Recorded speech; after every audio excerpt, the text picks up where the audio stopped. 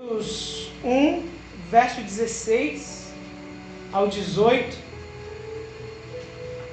Pois não me envergonho do Evangelho, porque é o poder de Deus para a salvação de todo aquele que crê, primeiro do judeu e também do grego, visto que a justiça de Deus se revela no Evangelho, de fé em fé, como está escrito: o justo viverá por fé. A ira de Deus se revela do céu contra toda impiedade e perversão dos homens que detêm a maldade pela injustiça.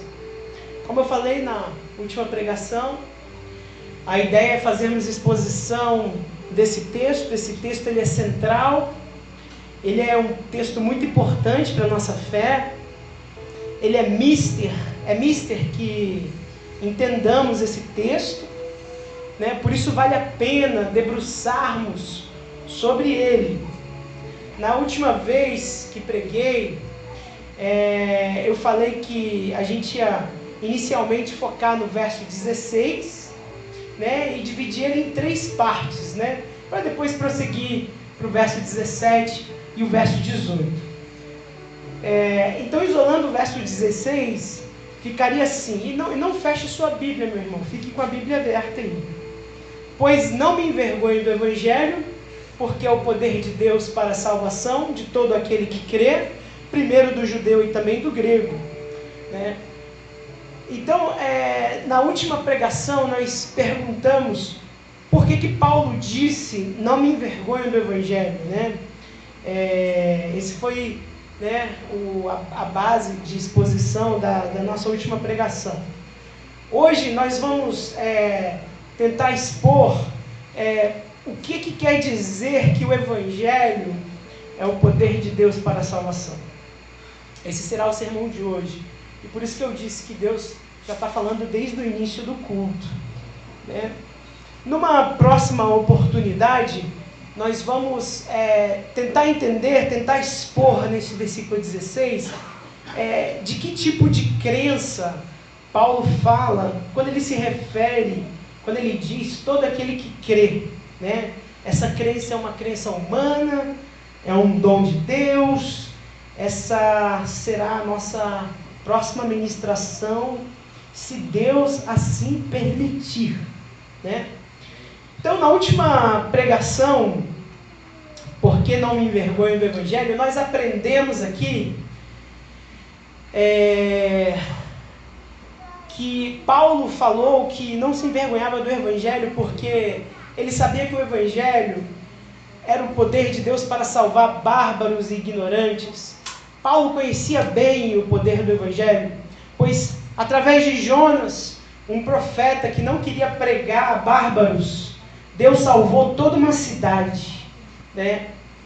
Aprendemos também que, com isso, que Jonas não teve nenhuma participação na salvação dos ninivitas.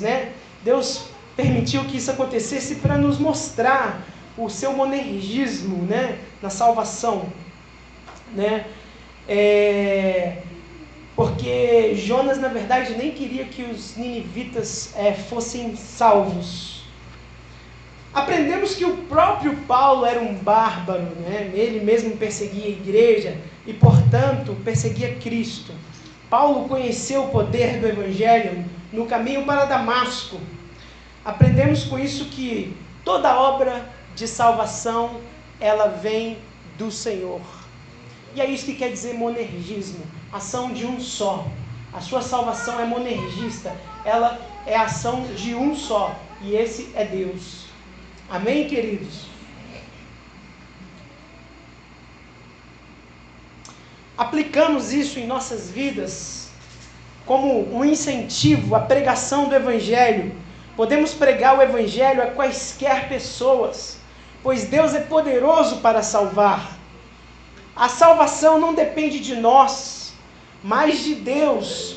Com isso, somos encorajados a pregar para prostitutas, assassinos, jovens que fazem sexo sem ser casados. Somos encorajados a condenar o pecado deles e dizer que Deus é poderoso para libertá-los dessa vida de escravidão do pecado. Podemos afirmar que se eles não obedecerem o Evangelho, sofrerão a ira de Deus. O juízo de Deus, que é longânimo em se irar, mas é cheio de furor. Podemos pregar aos adúlteros, os que traem os seus cônjuges, aos viciados em pornografia, aos ladrões, aos gananciosos, que desejam ficar rico a qualquer custo, inclusive a custo de sua própria salvação. Podemos pregar aos imorais, aos que cedem à pornografia da internet. Podemos pregar aos homossexuais, condenar o pecado deles e dizer que Deus é poderoso para libertá-los desta vida de escravidão do pecado. Podemos afirmar que se eles não obedecerem ao Evangelho, sofrerão a ira de Deus. O juízo de Deus, o juízo do Deus que é longânimo em se irar, mas é cheio de furor. Não importa o pecado, não importa a barbaridade, nós não nos envergonhamos do Evangelho, pois é o poder de Deus para a salvação. Hoje quero falar sobre o poder de Deus para a salvação. E o que eu quero dizer com isso? Eu quero dizer duas coisas. O Evangelho é poderoso para te regenerar, fazer você nascer de novo. E a segunda coisa que eu quero dizer é que o Evangelho é poderoso para manter você nessa caminhada, nesse caminho de santidade, de obediência a Deus, até o dia do Senhor. Então eu acredito que quando nós falamos que o Evangelho é o poder de Deus para a salvação, não só para resgatar, mas para te manter obediente a Deus. E com sorte, se o Espírito de Deus assim nos permitir, nós vamos sair daqui entendendo o valor disso, o valor do que é isso que nos foi confiado, a obediência a Deus. Então, quando tratamos do assunto, tenhamos sempre em mente que o Evangelho é o poder de Deus para salvar e para sustentar em obediência a Deus durante a sua jornada aqui na terra. O Evangelho é o poder de Deus para regenerar. Pastor Érico, o que é regeneração? Regeneração é um novo nascimento, gerar novamente. Quando você nasce, você é gerado. Na voz passiva, você sofre a ação. Quando Deus te regenera, também é voz passiva. Você sofre a ação. Ele vem e te regenera. Você sofre a ação. Você não tem participação. Você não ajuda Deus. Você não tem nem opção.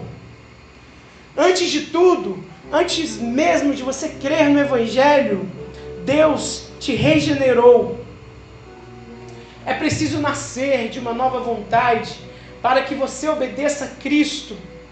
E como veremos na próxima pregação, crer, conforme a Bíblia nos ensina, é um ato de obediência. Não é um crer ideológico. O Evangelho não é uma ideologia que você sai repetindo e defendendo igual o papagaio de pirata. O Evangelho é o poder de Deus para a salvação. Ideologias não te regeneram. O Evangelho sim. Ideologias são argumentações humanas acerca de coisas. O mundo corre atrás delas. Defendem com seus argumentos humanos e com suas astúcias humanas. É algo raso, periférico, vazio, falso.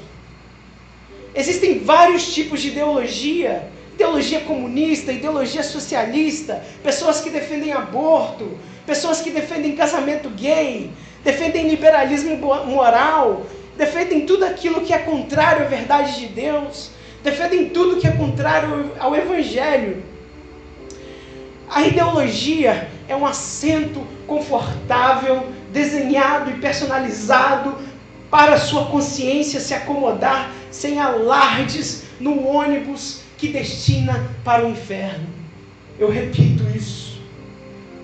Ideologias não passam de um assento confortável, desenhado e personalizado para a sua consciência se acomodar sem alardes no ônibus que destina para o inferno.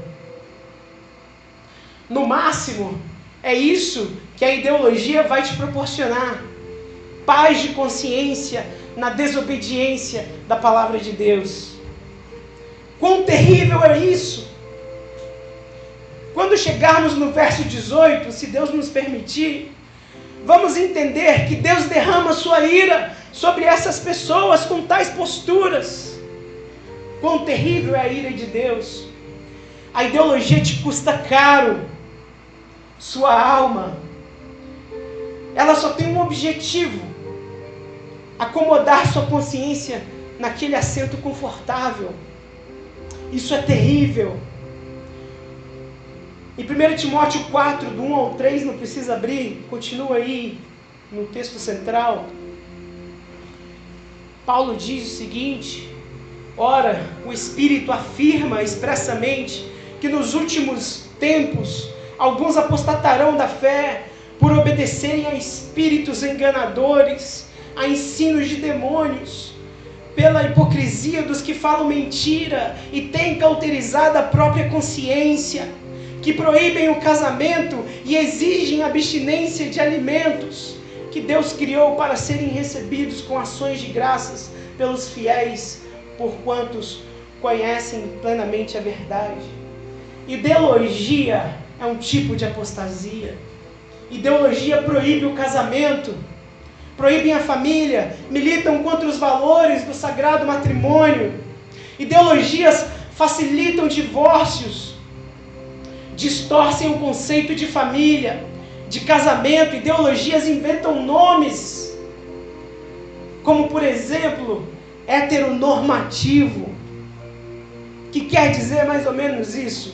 Se você é normal, um homem que quer casar com uma mulher, ou se você é uma mulher que quer casar com um homem, e se você defende isso como um valor não negociável, você é um heteronormativo, ou uma palavra mais bonitinha para homofóbico. Doutrina de demônios proíbem o casamento. Por outro lado, também existem alguns grupos de ideologia que defendem a purificação, que vem pela alimentação, e entendam que quando eu falo purificação, eu me refiro a coisas espirituais, né? É óbvio que se você comer um alimento contaminado com metal pesado, você vai ser contaminado com metal pesado. E é óbvio que se você deixar de comer um alimento com metal pesado, você não vai ser contaminado com metal pesado. Não é disso que eu estou falando. Eu falo em relação à purificação espiritual.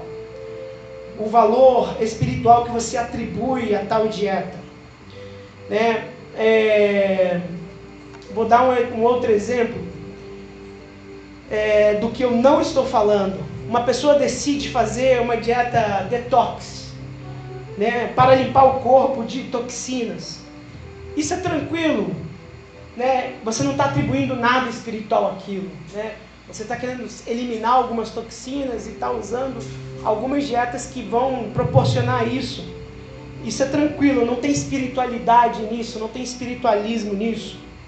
Quando Paulo fala da militância de proibição de alimentos ser doutrina de demônios, é se você atribui algum valor espiritual nisso. Se eu chupo uma laranja porque ela é rica em vitamina C, e vitamina C é bom para prevenir gripe, tudo bem, né? Agora, se eu chupo uma laranja porque laranja purifica o espírito, aí é doutrina de demônio. Está dando para entender a diferença? Cuidado com as dietas que ensinam por aí, cuidado com os modismos. Abra o olho. Vegetarianismo, veganismo. Cuidado com essas doutrinas. Podem ser doutrinas de demônios. Cuidado com o valor espiritual que eles agregam. E às vezes é sutil.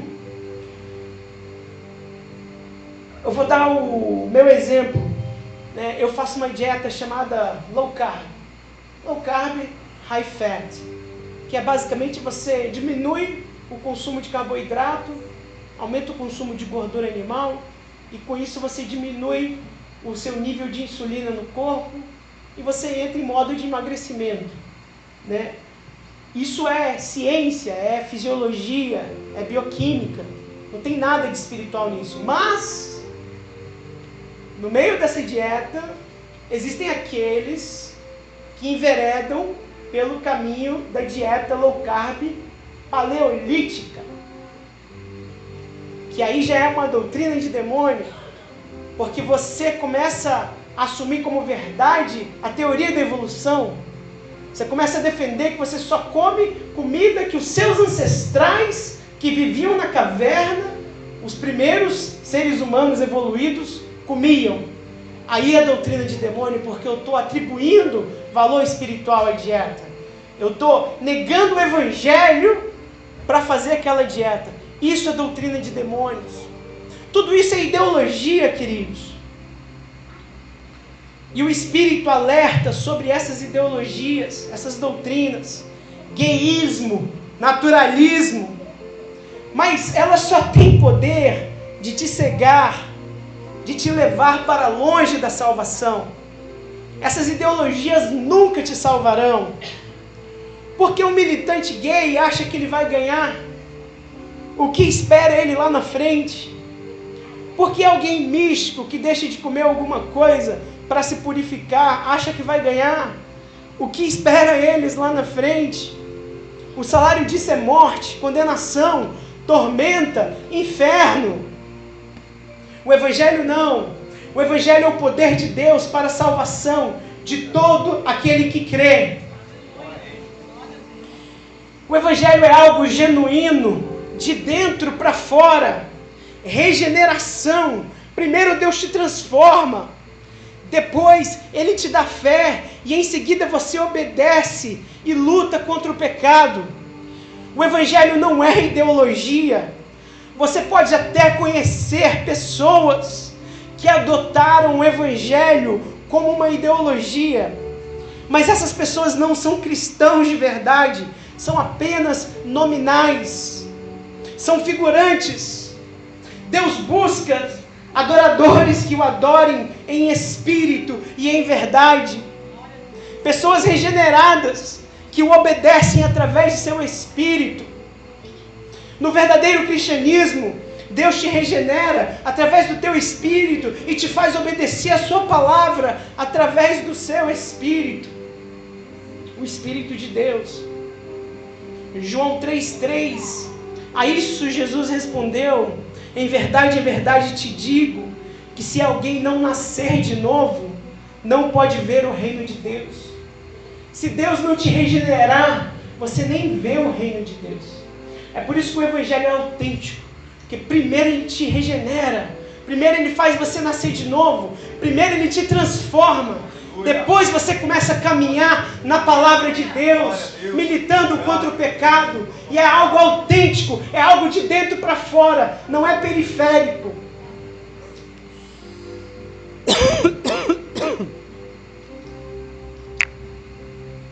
Se você não for regenerado, não vai entender o reino de Deus. Você não vai receber fé para obedecer, fé para abandonar o seu pecado. Pequenininha, né? É minha companheira.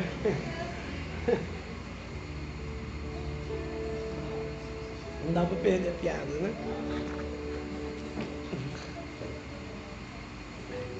O Evangelho, queridos, não é ideologia. Essa decisão de você ser regenerado, ela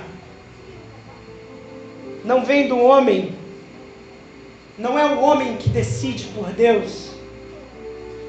Em João 3,8, Jesus disse: o vento sopra onde quer, ouves a sua voz, sabes de onde vem, mas não sabes de onde vem, nem para onde vai. Assim é todo que é nascido do Espírito. O Espírito sopra onde quer. A decisão de nascer de novo não vem do homem, vem de Deus. Em João 6, versos 66 e 65, Jesus, ali num diálogo, ou numa conversa, melhor dizendo, disse: contudo, há descrentes entre vós, pois Jesus ainda já sabia que desde o princípio quais eram os que não criam e quem o havia de trair. E prosseguiu: por causa disso é que vos tenho dito, ninguém poderá vir a mim se pelo Pai não lhe for concedido. Quando nós fomos a Cristo, é porque Deus nos regenerou, Deus nos fez nascer de uma nova vontade. Esse é o poder do Evangelho para a salvação. O que é nascido da carne é carne, o que é nascido do Espírito é Espírito. João 3,6. Nesse novo nascimento, recebemos o Espírito de Deus. Logo, recebemos o Auxiliador, recebemos a vontade de Deus em nós, para que não sejamos mais escravos do pecado, escravos de ideologia, de astúcia, de argumentações humanas, de altivez humana que se levanta contra a verdade de Deus. Somos livres, pois o Filho verdadeiramente nos libertou através do Evangelho. Não estamos mais debaixo do jugo da escravidão do pecado. Somos livres para responder a Deus, para obedecer os seus mandamentos, não por convencimento, não por ideologia, mas em espírito e em verdade, pois o Espírito e a verdade habitam em nós, que somos a sua morada. Se nós somos nova criatura, e nós somos nova criatura, as coisas velhas se passaram, tudo se fez novo. Onde abundou o pecado, superabundou a graça. Já estamos crucificados com Cristo, e agora não vivemos mais nós, mas Cristo vive em nós. E a vida que ainda vivemos na carne, vivemos essa vida na carne, na fé no Filho de Deus, que nos amou e se entregou por nós. Queridos, isso não é ideologia, isso é realidade. E é realidade. E qualquer um que tenha experimentado isso sabe que é realidade. Nós não somos cegos. Nossos olhos foram abertos pelo poder de Deus para a salvação. É o mundo que anda como zumbis, semi-mortos, vivos porque tem fôlego e vivem suas vidas, mas mortos em seus delitos e pecados, incapazes de buscarem a Deus, incapazes de se negarem, incapazes de desejarem a Cristo. Logo correm atrás de ideologias, um pouco de conforto no ônibus com destino para a morte. A regeneração causada pelo Evangelho é o nascimento de uma nova vontade em nossas vidas. João 1, 12 e 13 diz: mas a todos quanto o receberam, deu-lhes o poder de serem feitos filhos de Deus, a saber, os que creem no seu nome, os quais não nasceram do sangue, nem da vontade da carne, nem da vontade do homem, mas de Deus. É assim o nascido de novo. Ele recebe de Deus poder para a salvação, poder para se tornar filho, poder para ser regenerado. Recebe o Evangelho, a regeneração, o novo nascimento, a nova criação, a nova vontade. Isso não é uma opção humana, não é uma opção carnal, é a vontade decretiva de Deus. O que é regenerado carrega a vontade de Deus, e carrega a vontade de Deus e consegue cumprir, porque recebeu fé para obedecer a Deus. Logo, ele obedece, mesmo que isso lhe custe lágrimas, dores e renúncias. O caminho é estreito, a porta é estreita, poucos são os que passam por eles. Mas o Evangelho é poderoso, não só para te fazer passar na porta estreita, regeneração, mas também para fazer você andar no caminho estreito, santificação, mortificação da carne, obediência a Deus e a sua palavra. Pai nosso, seja feita a tua vontade aqui na terra como ela é feita no céu. Queridos, Deus nos portou de sua vontade. Deus nos portou de sua vontade celestial. Vocês têm noção do que é isso?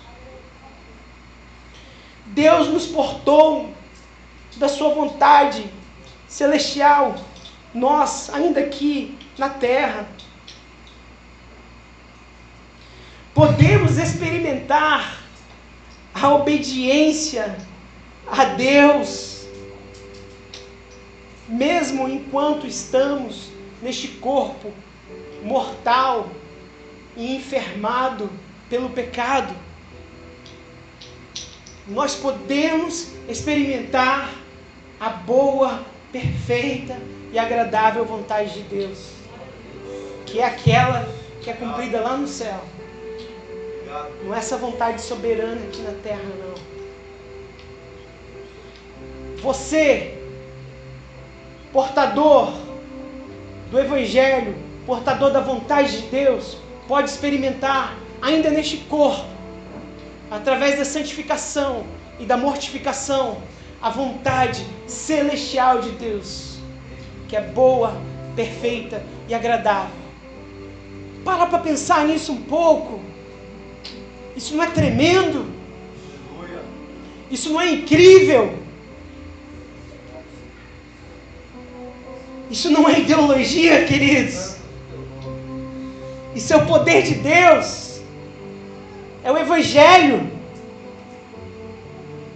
Deus te empossa. Deus te apodera para fazer a sua vontade, para você obedecê-lo, mesmo você sendo pecador, orientado para o pecado, mesmo você tendo sido infectado por ideologias que se levantam contra a verdade de Deus, Deus te empossa com as suas armas que são poderosas em Deus para destruir essas ideologias, essa altivez humana, esse nosso sofisma, essa argumentação humana. O Evangelho é uma arma poderosíssima para tudo isso, destruir tudo isso. Em 2 Coríntios 10, 3 a 5, Paulo diz: porque embora andamos na carne, não militamos segundo a carne, porque as armas da nossa milícia não são carnais, e sim poderosas em Deus, para destruir fortalezas, anulando nossos sofismas e toda altivez que se levanta contra o conhecimento de Deus, levando cativo todo pensamento à obediência de Cristo. Isso não é ideologia, isso é poder de Deus para a salvação de todo aquele que crê. Glória a Deus. Aquilo que o bárbaro Paulo, perseguidor de cristãos, que odiava cristãos, sofreu a caminho de Damasco, não foi uma ideologia, não.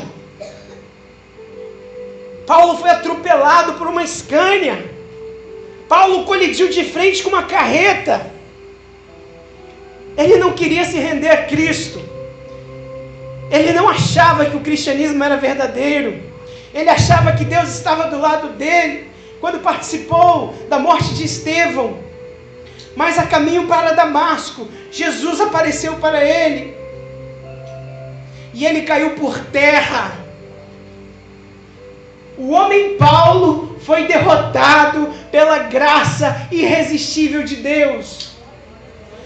A altivez dele se foi. O texto diz, ele caiu por terra. Cair por terra é uma expressão de derrota. Paulo foi derrotado pelo poder de Deus para a salvação. Jesus perguntou: Saulo, Saulo, por que me persegues? A resposta de Paulo foi: quem és tu, Senhor? Ao que Jesus respondeu: sou Jesus, a quem tu persegues. Por um instante, Paulo não sabia o que o havia atingido, não sabia quem o havia derrotado, quem havia feito ele cair por terra. Quem és tu, Senhor? Mas uma coisa Paulo sabia: aquele em sua frente, que derrotou a sua arrogância, era o seu novo Senhor. Quem és tu, Senhor? Não sabia quem era, mas já sabia que era escravo de um novo Senhor. Isso é regeneração. Isso é poder de Deus para a salvação. Isso é o que Jesus faz através do Evangelho. Isso não é ideologia, queridos.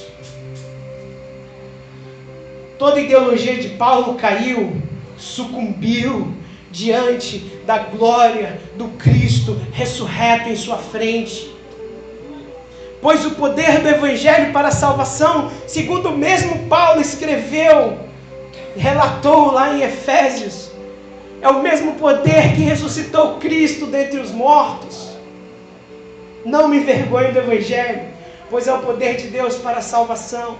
Imagina só, irmãos, Deus colocou em suas mãos o poder que ressuscitou Cristo dentre os mortos e disse: ide e pregai. Esse poder ressuscitou a Cristo, é o poder para a salvação de qualquer pecador. Se você me disser que essa doutrina não te incentiva a pregar o Evangelho, eu não sei o que mais poderia te incentivar.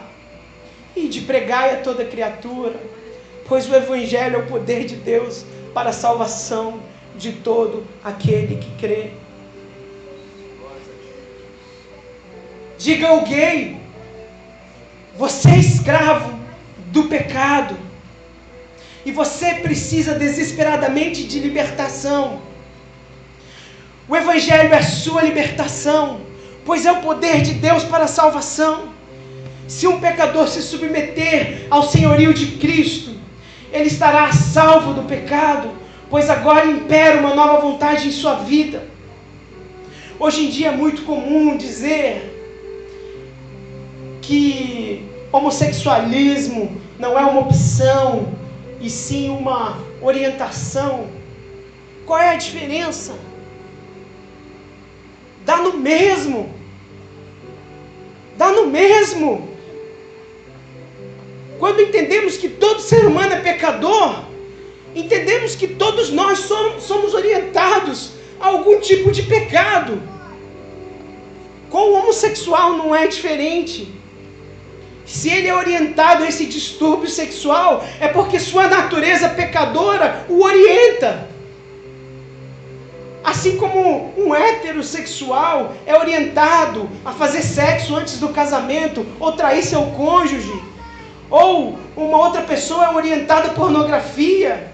Tudo isso é orientação da natureza pecadora.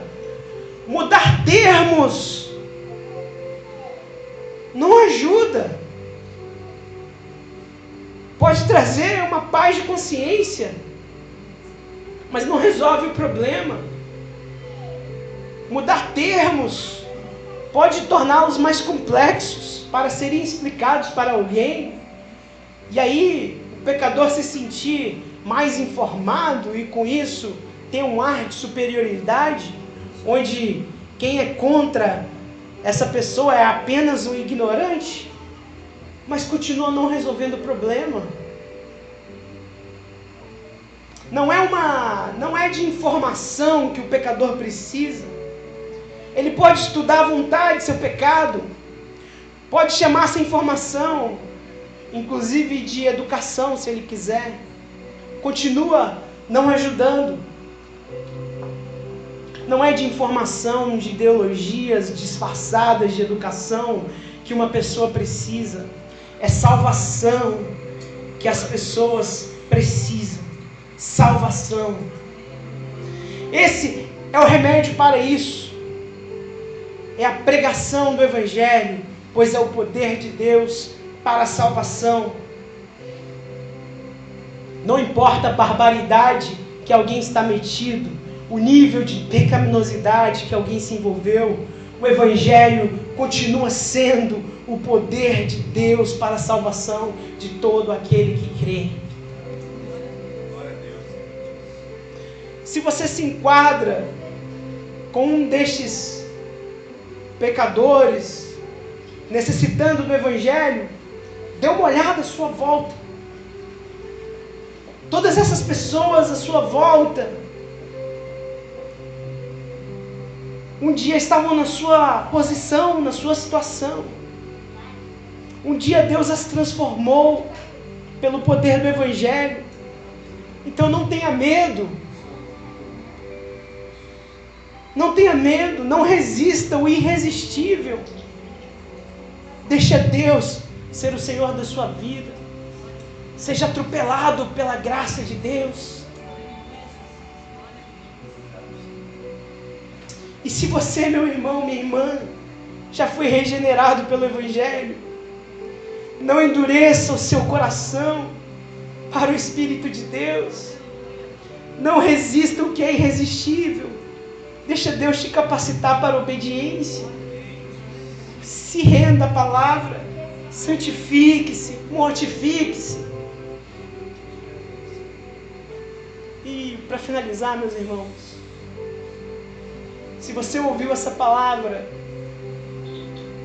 e sentiu desejo por Cristo, sentiu desejo pelo Evangelho, é sinal de que Deus te regenerou. No final do culto, você pode vir aqui na frente, que nós vamos orar junto com você, orar por você, nós vamos te orientar, e nós vamos cuidar de você, para a glória do nome de Deus.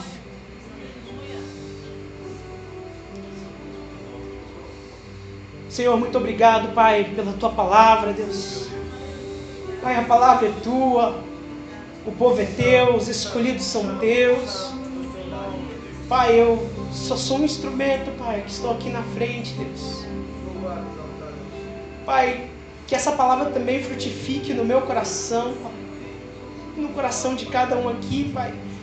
Que nós caminhemos, Deus, em unidade, Pai. Em rumo, Pai, à santidade, à mortificação da carne. Que nós venhamos entender, Pai, a razão do nosso chamamento, Pai. Que nós venhamos entender, Pai, a glória que é, Pai, poder obedecer a Cristo, ainda estando neste corpo mortal, Pai. Que nós possamos entender o quão Cristo é glorificado, Pai. Que nós venhamos, Pai, a ter prazer na obediência da Tua palavra, Deus. Que nós passamos por alegria, Pai. Que o nosso viver, Deus, seja uma constante obediência, Pai, à Tua palavra. Mesmo que doa, Pai. Mesmo que custa lágrimas, mesmo que custe renúncias, Deus. Mesmo que custe provas, Deus, seja conosco, Pai. Nos firma, Deus, na firme rocha, Pai. Que é o Senhor Jesus Cristo, Deus. Não nos deixa apostatar, Pai, cair, Pai, em ideologias, Pai, em falsos ensinos, Deus. Pai, preserva, Deus, essa igreja, Pai. Preserva, Pai, cada um de meus irmãos, Pai. Pai, traga unidade, Deus. Traga, Pai, unidade, Pai, amor uns pelos outros, Deus. Pai, que nós sejamos um, Pai. Como Cristo foi um contigo, Deus. Que nós venhamos, Pai, através dessa unidade também conhecer o amor de Cristo, Deus. Pai, é o que nós te pedimos, Deus. Em nome de Jesus.